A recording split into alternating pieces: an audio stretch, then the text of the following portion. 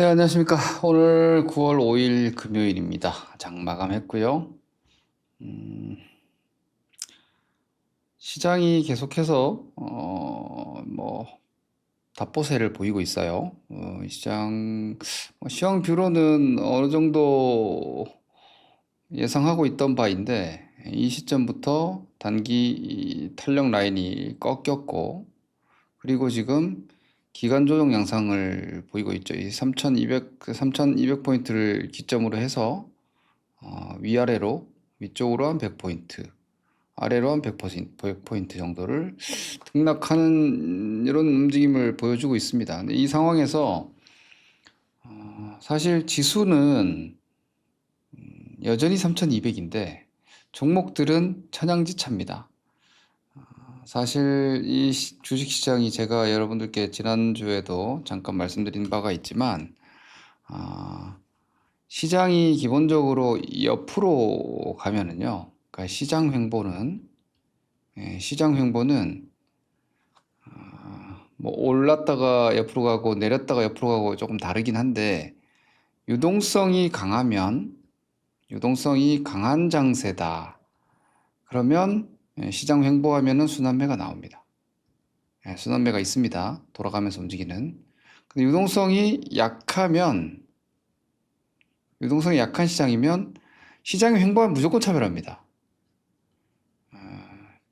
주로 시장은 차별화라고 여러분들이 인지하시는 게 좋습니다. 순환매는 원래 가끔 있고요. 순환매는 이제 가끔 나타나는 현상인 거고, 이거는 상시적입니다, 거의. 주도주 차별화는, 주식시장이라는 게 원래 강한 종목만 찾아서 올라가는 거죠. 부동산도 마찬가지지 않습니까? 호재가 있고 상급지 위주로 움직이는 거지. 뭐 싼 것만 찾아가지고는 뭐 그것 또한 투자 기법이 있긴 하나, 보편적으로는 호재가 있고 모멘텀이 있는 상급지 위주로 움직이듯이 주식도 그렇습니다. 실적과 성장 모멘텀, 그리고 주포의 수급이 제대로 자리 잡고 있는 종목들 위주로 시세가 나는 것은 당연한 겁니다. 그게 바로 차별하죠. 그러니까 지금 시장이 이렇게 시장 지수가 위쪽으로 강하게 뻗어나가는 시세가 끝나자마자 여지없이 우리 시장의 고질적인 박스권 차별화 장세가 진행이 되고 있습니다. 이 차별화 장세 속에서 여러분들이 어떤 종목을 가지고 계시냐에 따라서 수익률이 지금 사실 격차가 상당히 클 텐데, 오늘 저는 지난 2주 정도 전부터 한 가지만 좀 확인하고 가자라는 관점입니다. 사실 계절적으로 보면 8월이, 그리고 9월이 성과가 별로 안 좋습니다. 우리나라도 사실 추석 앞에 추석 앞두고 시장이 강세였던 경우가 별로 없습니다. 몇 번 안 됩니다, 이게. 그리고 미국 같은 경우에도 이게 뭐 클로징 이런 것들이 있기 때문에 9월 말 수급이 좀 안 좋았던 경우들도 많고, 그리고 항상 보면 잭슨홀 미팅에서 뭐 통화 정책들의 변동성이 변화가 생겨서 약간 뭐 시장이 예기치 않았던 그런 블랙스완이 됐던 경우들도 종종 있고 해서, 8, 9월이 사실 퀀트적인 관점에서 과거 계절성을 보면은 수익률이 좀 안 좋았었죠. 거기에다가 우리 시장은 좀 별개고, 미국 시장이 지금 과열 논쟁, 과열 논쟁이 있고, 그리고 금리의 인하라는, 금리 인하 이코르 경기 둔화가 되는 것이기 때문에, 그동안 금리 인하를 기대하면서 올라왔던 시장이 실제로 금리 인하 시점에 경기 둔화와 함께 좀 약해지는 거 아니겠느냐 해서, 플러스 트럼프의 관세가 인플레이션을 유발하는 모습을 좀 우려하는 건데, 이게 이제 시차를 두고 나타나는 것을 우려하는 시각도 있습니다. 그렇게 되면은 이거는 이제 스태그플레이션이 되는 거죠. 가장 시장이 싫어하는 이런 걱정들을 하면서 9월로 넘어왔는데, 8월 그나마 잘 버텼습니다, 시장이. 그죠? 이렇게 9월로 넘어왔는데, 근데 9월 17일 금리 인하 확률은 거의 100%에 가깝습니다. 그러면 이번 9월의 금리 인하가 9월 금리 인하가 선제적인 인하인지 혹은 좀 위급한 인하가 되는지를 시장이 확인하고자 할 거예요. 그게 제가 보는 오늘 9월 5일에 나오는 많이들 논판 고용자 수를 보는데 저는 실업률에 초점을 맞추고 있습니다. 실업률이 지금 4.3%를 예상하고 있거든요. 근데 이 4.3%가 제가 한번 그림을 보여드리겠습니다. 이 4.3%가 그동안에 시장에서 보여줬던 최근래 실업률 중에서는 가장 높습니다. 여기 경제지표 발표 일정을 보시면 오늘 예정돼 있는 이 실업률 예상치 4.3%가 지난달에 4.2%였고요. 여기를 이렇게 보시면 여기 이렇게 보시면 여기죠. 2024년도 8월 달에 그 당시에 4.3% 최고치였습니다. 그리고 2024년도 11월 실업률이 4.2%또 최고치였고 4.2, 4.2, 4.2였습니다. 근데 이번에 예상치가 지금 8월 실업률 예상치가 4.3입니다.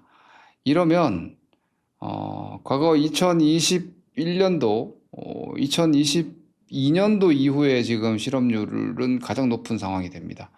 코로나 팬데믹 이후에 쭉 떨어져서 실업률 데이터가 3%대에서 안정적인 움직임을 보이다가 최근에 작년도에 몇 번 올라가서 4.2가 최고치였는데 이게 실업률 4.3이 나오면 일단 근래 한 3년 내 최고치 실업률이 나오는 거죠. 그러니까 실업률은 경제 지표의 가장 선행적인 데이터입니다. 기본적으로 소비 데이터의 선행 지표가 되고 미국 같은 경우에 70%의 어떤 소비 국가로서 그리고 지금 이민자 정책이라든지 이런 부분들 때문에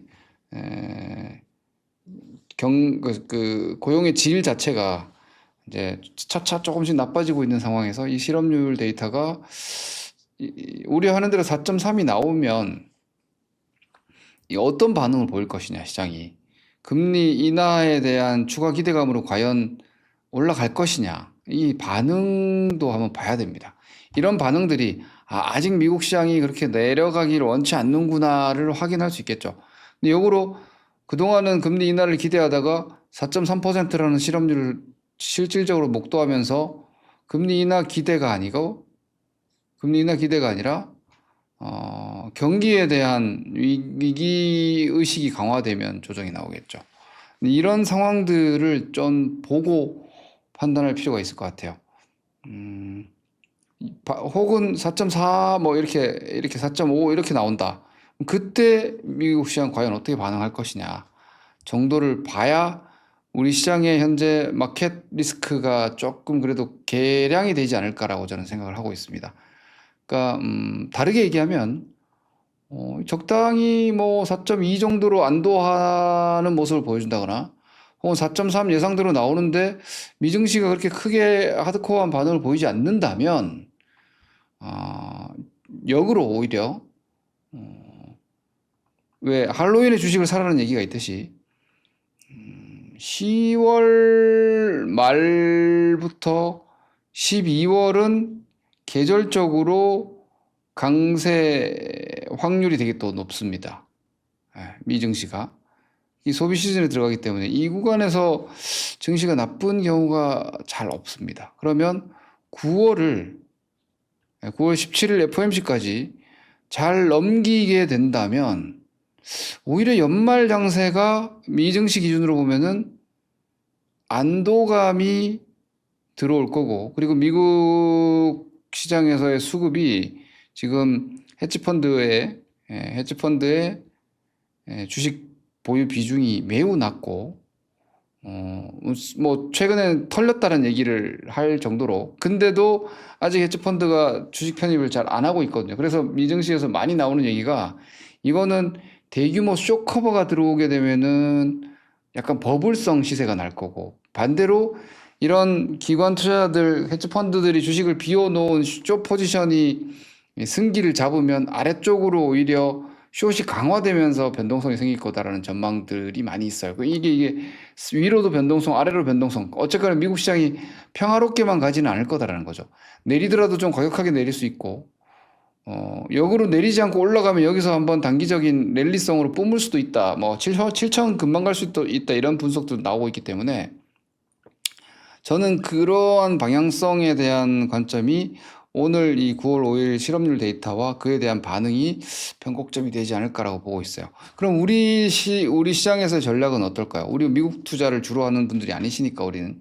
그러면 여기서 안도를 하면 일단 9월 17 금리 인하는 일단 기대하면서 시장이 유지가 되는 거고, 이 9월 17일 금리 인하가 아주 심각한 경기 상황에 대한 대응보다는 조금은 그래도 선제적인 인하라는 기대감을 유지할 수 있다는 거야. 그러면 장은 최소한 무난하게 옆으로 간다거나, 혹은 아까 말씀드린 수급적인 커버가 들어오면 경우는 오히려 좀 강하게 위로 뿜을 수도 있다는 거죠. 그러면 우리 시장에서 그런 식의 미국 시장의 급락이 아닐 경우에는 뭐 시장 지수가 막 대단하게 날아가는 거는 뭐 삼성전자 하이닉스로 커버할 수 있지만, 뭐 최소한 그럼 뭐 종목 장세가 이어지는 거죠. 종목 장세가. 네, 종목 장세가 이어지니까 그럼 또 선별적인 종목 대응으로 수익 추구하시면 되는 거예요. 지수가 뭐 여기 좀 있으면 어떻고, 그죠? 네, 지수가 좀 여기 좀 있으면 어때요? 이 밑으로만 확 꺾이지 않는다면 뭐 종목을 하면 되겠네, 이런 상황으로 저는 보고 있습니다. 그래서 해당 상황이 되면은 제가 여러분들께 그냥 그동안 장이 좀 쉽지 않아서 힘드셨을 텐데 보여드리면, 봐요. 시장이 이렇게 있어도 이 구간에서 종목으로 어차피 수익률 게임은 계속 진행되고 있었습니다. 이런 자리에서 시장 지수가 이제 여기서부터 부딪히기 시작했는데 이 구간에서 조선주 날라갔죠. 하나오션, 제가 우리 생방 리딩 주력 포트, 그리고 아카데미에서 지속적으로 추천드렸던 하나오션은 제가 사실 3만 원대부터 말씀을 계속 드리고 있는 종목인데 이렇게 날아갔죠. 그리고 또 옆으로 가는 동안 뭐 아시다시피 올릭스 같은 것들 4만 원대부터 강추해서 이거 지금 더블 났죠. 이런 움직임들은 계속 되고 있어요. 그래서 그러면 요 실업률 데이터에 대한 안도로 미증시가 그래도 무난하네, 우리 시장이 이 정도는 되겠네, 그러면 또 종목들 신규적으로 공략을 할 수 있다는 거예요. 이런 뭐 이 정도의 급등은 아니겠지만 바이오처럼 급등하는 종목 섹터는 많지 않으니까 무난하게 한 10에서 15% 정도는 공략할 수 있는 대형주들도 사실 꽤 많이 있습니다. 제 경우에는 지금 살만한 종목들이 꽤 많다고 보고 있는데 그런 종목들을 공략을 할 수 있겠죠. 제가 여기다가 다 오픈은 하긴 좀 어렵습니다. 다음 주 종목 아카데미가 있어서. 근데 큰 틀로 보면은 기존의 강세 국면에 있는 종목들 위주의 차별 시세이고, 경기 민감 섹터가 아닌 쪽, 그러니까 사실 조방원전이 다 경기로 움직이고 있는 게 아니죠.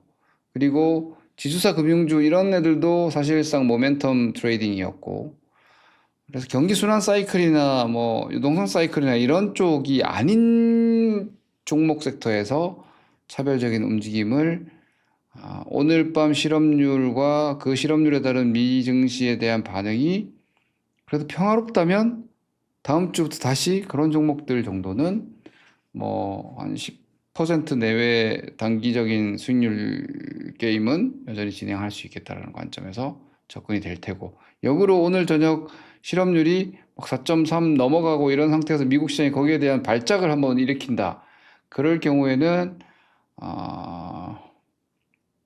매수 타이밍을 조금 늦추시고, 매수 타이밍을 좀 늦추시고 뭘 해야 되냐면, 지금 말씀드렸던 이 차별 종목들이 중요한 추세 지지 라인이나 변곡점을 지키는지, 그러니까 시장이 사실 만약에 실업률에 실망하고 충격을 받았을 때 그 경기에 민감하지 않은 쪽 종목들에 대한 차별적인 플레이가 유지하는지를 보고 진입하면 된다는 얘기예요.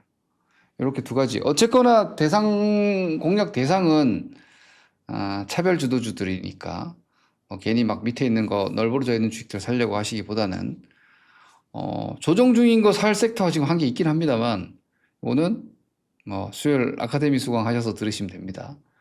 그런 정도의 상황으로 지금 오늘 시황 확인하시면서 제가 강조드렸던 업종 섹터들 위주로 체크하시면 될 것 같습니다.